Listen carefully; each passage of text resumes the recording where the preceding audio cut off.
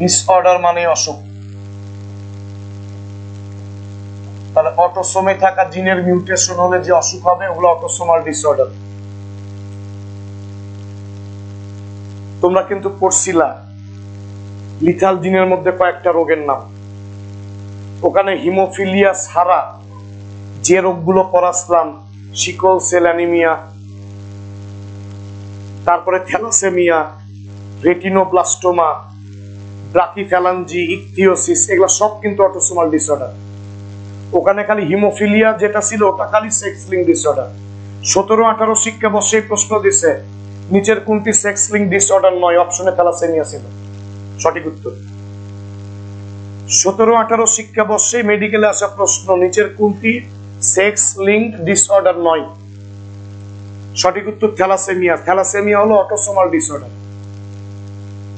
আবার বলি, একবারে অঙ্কা করে কষ্ট করে মনে রাখা লাগবে না, লিথাল জিনে অনেকগুলো রোগ পড়াইনি, হিমোফিলিয়া ছাড়া যে রোগগুলো বলছিলাম সেগুলো সব autosomal disorder.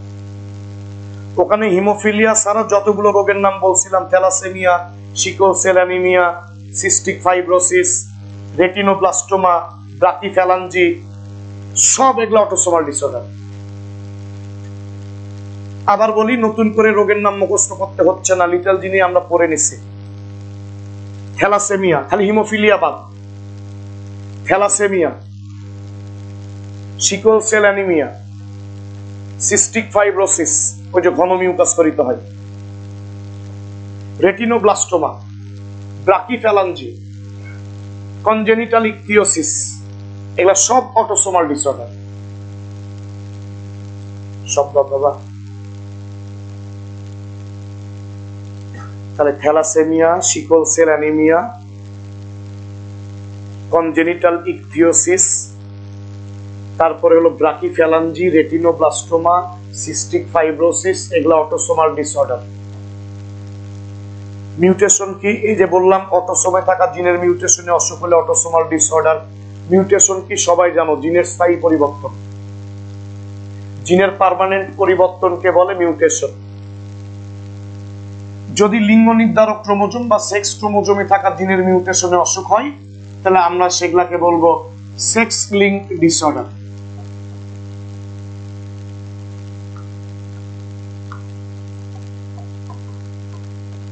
Sex link disorder. বাবারা, বর্ণান্ধতা, হিমোফিলিয়া, এই থ্যালাসেমিয়ার হিমোফিলিয়া শব্দ দুইটা খুব প্যাচ লাগে, কিন্তু থ্যালাসেমিয়া কিন্তু অটোসোমাল ডিসঅর্ডার আর হিমোফিলিয়া কিন্তু সেক্স লিঙ্ক ডিসঅর্ডার। বাবারা, থ্যালাসেমিয়া অটোসোমাল ডিসঅর্ডার, হিমোফিলিয়া বর্ণান্ধতা, কালার ব্লাইন্ডনেস যেটা, ডুশেনি মাসকুলার ডিস্ট্রফি, এগুলা সব সেক্স লিঙ্ক ডিসঅর্ডার।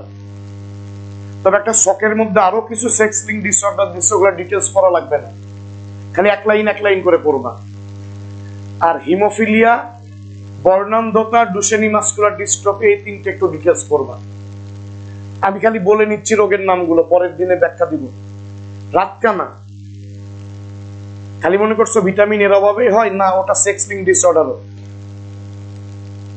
তারপর diabetes insipidus, hypertrichosis, testicular feminisation, fragile X syndrome, এগুলা সব সেক্স লিঙ্ক ডিসঅর্ডার।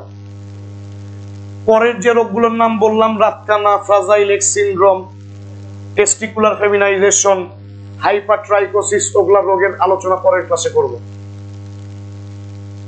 আমি ডিটেলস আলোচনা করব তিনটা রোগ, একটা বর্ণান্ধতা, একটা হিমোফিলিয়া, আর একটা ডুশেনি মাসকুলার ডিস্ট্রফি। তার আগে শোনো,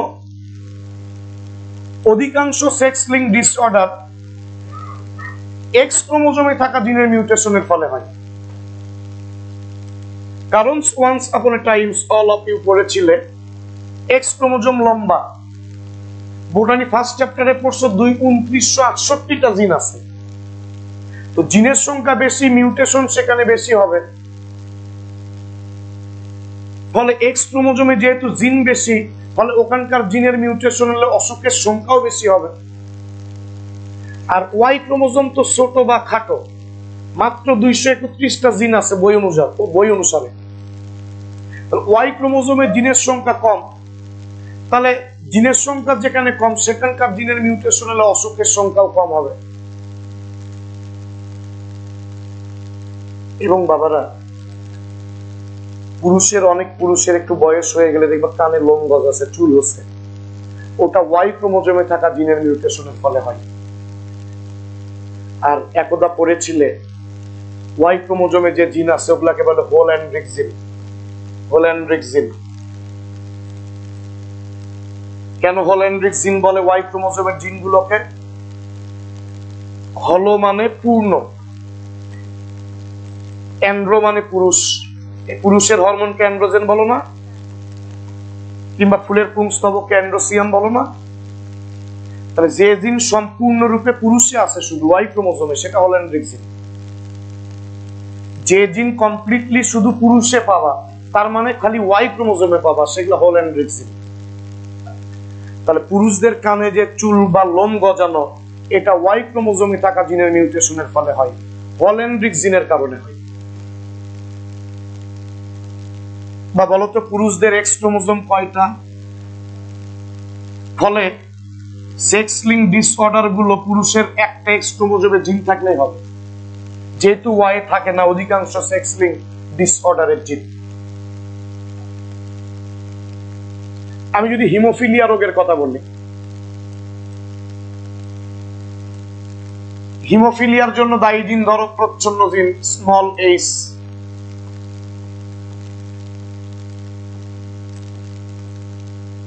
আর স্বাভাবিকের জন্য দায়ী ধরো ক্যাপিটাল এইচ। ক্যাপিটাল এইচটা থাকলে হিমোফিলিয়া হয় না, স্মল এইচ থাকলে হয়।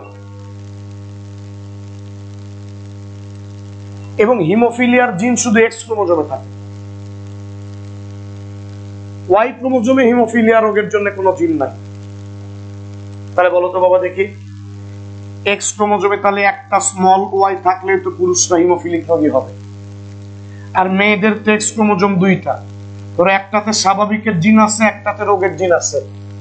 স্বাভাবিকের জিনটা তো প্রকট, স্বাভাবিকের জন্য দায়ী জিন যে ক্যাপিটাল এইচ, ওটা তো প্রকট, আর রোগের জিন তো প্রচ্ছন্ন।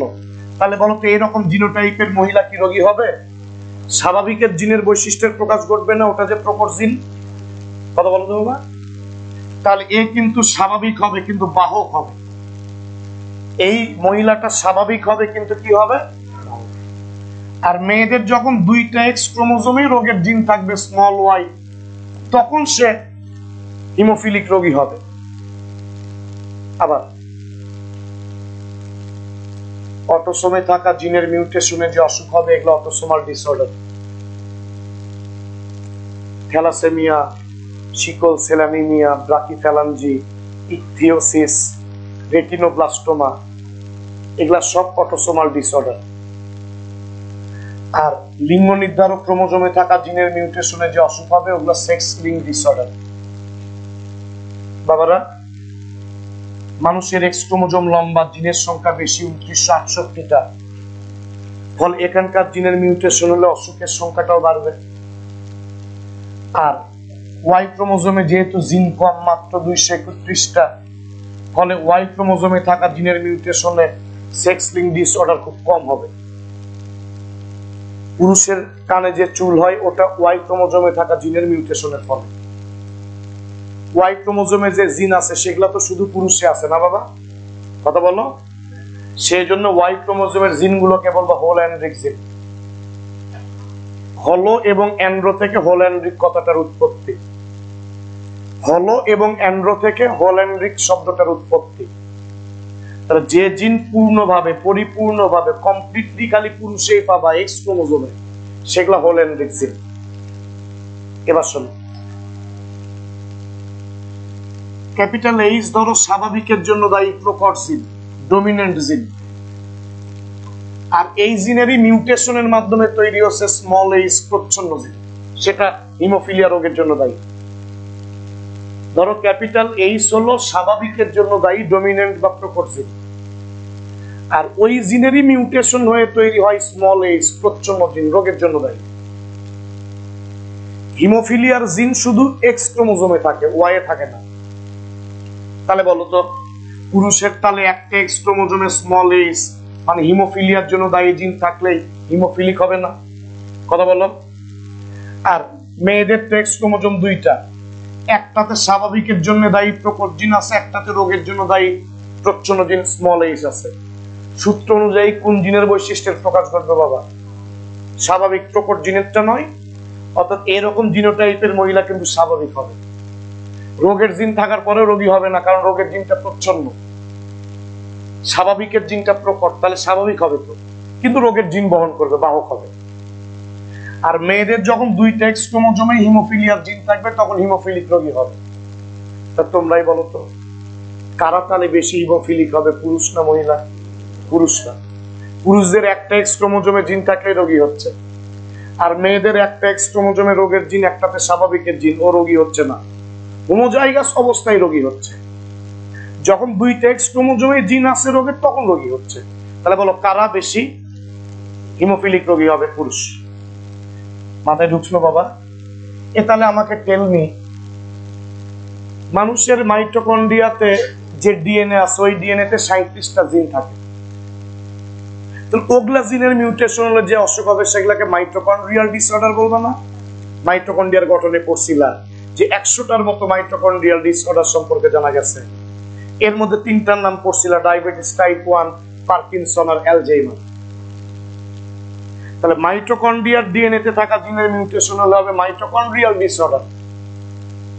3টা নাম অলরেডি তোমরা জানো, ডায়াবেটিস টাইপ 1, পার্কিনসন, অ্যালজাইমার। কথাগুলো পরিচিত নয় বাবা?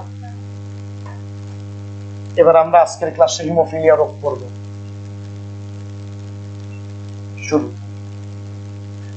বাবারা,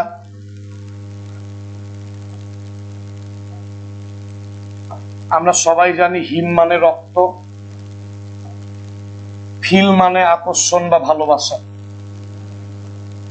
ভালোবাসার কথা শুনে আমার লাফে উঠছে। বাবা দেখো, এটা এমন একটা রোগ যে দেহ ভালোবাসে যে রক্তক্ষরণ হতেই থাকে। আসলে দেহ ভালোবাসে মানে ওই রক্তক্ষরণ বন্ধ করতে পারে না তখন দেহ। কারণ আমরা জানি ক্লটিং ফ্যাক্টর যারা রক্ত তঞ্চন ঘটায় এরকম আছে 13টা। নামও তোমরা 13টা পড়ছো। এর মধ্যে 8 নাম্বার ক্লটিং ফ্যাক্টরের নাম অ্যান্টি হিমোফিলিক ফ্যাক্টর।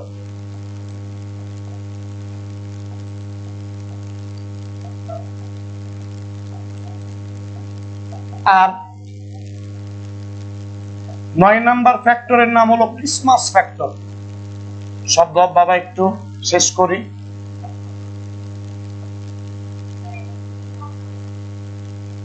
রোমান্স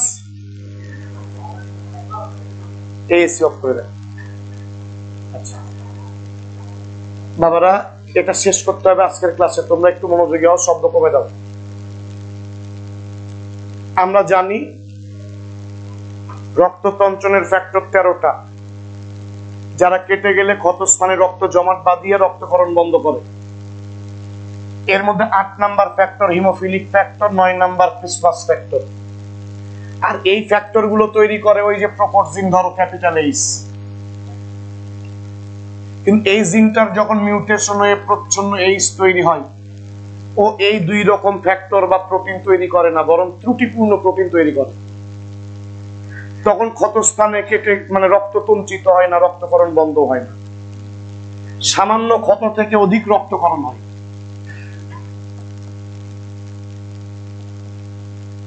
এবং অভ্যন্তরীণ অঙ্গে ব্লিডিং হয়, অভ্যন্তরীণ রক্তক্ষরণ হয়, ইন্টারনাল ব্লিডিং যেটাকে বলো। এবং একটু হাঁটা চলাফেরা ব্যায়াম করলে অস্থি সন্ধিতে রক্তক্ষরণ হয়, যেটাকে বলে হিমার্থ্রোসিস।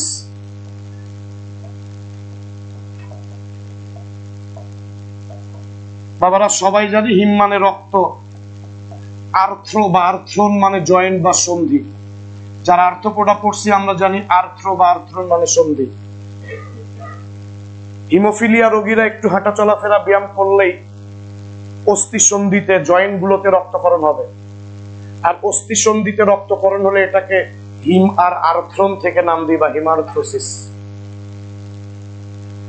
যদি কারো 8 নাম্বার ফ্যাক্টরটা না তৈরি হয় ওটা হিমোফিলিয়া এ বা ক্লাসিক হিমোফিলিয়া। 9 নাম্বার ফ্যাক্টর তৈরি না হলে হিমোফিলিয়া বি বা ক্রিসমাস হিমোফিলিয়া। স্লো। হিমোফিলিয়া শব্দের অর্থ রক্তের প্রতি ভালোবাসা, মানে রক্তক্ষরণের প্রতি ভালোবাসা, মানে দেহ ভালোবাসে যে রক্তক্ষরণ হতেই থাকুক। আসলে ইচ্ছা করে এটা করে না, আসলে দেহ রক্ত তঞ্চন ঘটাতে পারে না, এই জন্য রক্তক্ষরণ হতেই থাকে। রক্ত তঞ্চনের 13টা ফ্যাক্টরের মধ্যে 8 নাম্বারটা anti haemophilic factor, 9 number Christmas factor. ধরো ক্যাপিটাল এইচ প্রকট জিন এই ফ্যাক্টর গুলো তৈরি করে, কিন্তু এই জিনটার মিউটেশন হয়ে যদি স্মল এইচ প্রচ্ছন্ন জিন তৈরি হয় তাহলে তো এই দুইটা ফ্যাক্টর তৈরি হবে না বা ত্রুটিপূর্ণ অবস্থায় তৈরি হবে। আর ত্রুটিপূর্ণ ফ্যাক্টররা ক্ষতস্থানে রক্ত জমাট বাঁধাতে পারবে না, ফলে রক্তক্ষরণ চলতেই থাকবে। তবে নরমালি একই সাথে দুইটা ফ্যাক্টর তৈরি হচ্ছে না এরকম কম ঘটনা ঘটবে, যে কোনো একটা তৈরি হবে, একটা তৈরি হবে না। যদি 8 নাম্বার ফ্যাক্টর তৈরি না হয় ওটা হিমোফিলিয়া এ বা ক্লাসিক হিমোফিলিয়া।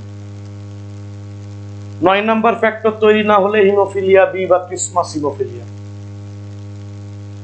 এই রোগ হলে কি হবে? সামান্য ক্ষত থেকে অধিক রক্তক্ষরণ হবে, অভ্যন্তরীণ অঙ্গে রক্তক্ষরণ হবে, সামান্য ব্যায়াম হাঁটা চলাফেরা করলেই অস্থিসন্ধিতে রক্তক্ষরণ হবে, যেটাকে বলে হেমার্থ্রোসিস। স্লো আরেকবার বলতেছি। আরে ভাই, আমাদের স্টুডেন্ট গুলো কি বাইরে চিল্লাই? আমি এটা স্লো বলতেছি। আমরা জানি রক্ত তঞ্চনের ফ্যাক্টর 13টা, এর মধ্যে 8 number factor anti haemophilic factor, 9 number factor Christmas factor. এই দুই রকম ফ্যাক্টর তৈরির জিন আমাদের লিঙ্গ নির্ধারক এক্স ক্রোমোজোমে আছে। এই দুইটা ফ্যাক্টর তৈরির জিন আমাদের লিঙ্গ নির্ধারক ক্রোমোজোমে আছে, এক্স ক্রোমোজোমে আছে, ওয়াই নাই। তো যে জিন 8 এবং 9 নাম্বার ফ্যাক্টর বানায় ওই জিনটার মিউটেশন হলে 8 আর 9 নাম্বার ফ্যাক্টর তৈরি হবে না বা ত্রুটিপূর্ণ তৈরি হবে, তখনই হিমোফিলিয়া রোগ হবে। কি হবে এতে? সামান্য ক্ষত হলেই রক্তক্ষরণ বন্ধ হতে চাইবে না, অভ্যন্তরীণ অঙ্গে রক্তক্ষরণ হবে, সামান্য হাঁটা চলাফেরা ব্যায়াম করলে অস্থিসন্ধিতে রক্তক্ষরণ হবে, যেটাকে বলবা হিমার্থ্রোসিস। আর তোমরা রক্ততঞ্চন অনুচক্রিকার মধ্যে পড়ছিলা, এই রোগের জিন প্রথম মহারানী ভিক্টোরিয়ার দেহে পাওয়া গেছিল, যদিও তার পূর্বপুরুষের কারোরই এই জিন ছিল না, মিউটেশনের মাধ্যমে এই জিন তৈরি হয়েছিল তার। আর হিমোফিলিয়া যে জিনের জন্য হয় ওটা কিন্তু সেমিলিথাল জিন। তোমরা পড়ছো হিমোফিলিয়া যে লিথাল জিনের জন্য হয় এটা সেমিলিথাল জিন। এই জিনের কারণে 50%-এর বেশি জীব মারা যায়। হিমোফিলিয়া রোগ সৃষ্টিকারী জিন হলো সেমিলিথাল জিন। এই সেমিলিথাল জিনের কারণে 50%-এর বেশি জীব মারা যাবে। এবার আমরা একটা অঙ্ক করব মানে পিতা বর্ণান, মানে পিতা হিমোফিলিক রোগী, মা স্বাভাবিক বা বাহক হলে কি হবে তোমরাই বলে দাও। আমি কি ধরবো? প্যারেন্ট কি ধরবো? পিতাকে কি ধরবো বলো? পিতা স্বাভাবিক, ভালো। তাহলে এই যে পুরুষ চিহ্ন দিলাম। মা কি ধরবো? হিমোফিলিক ধরবো না বাহক ধরবো? বাহক। একটা বোঝো, সব পারবা। এবার জিনোটাইপ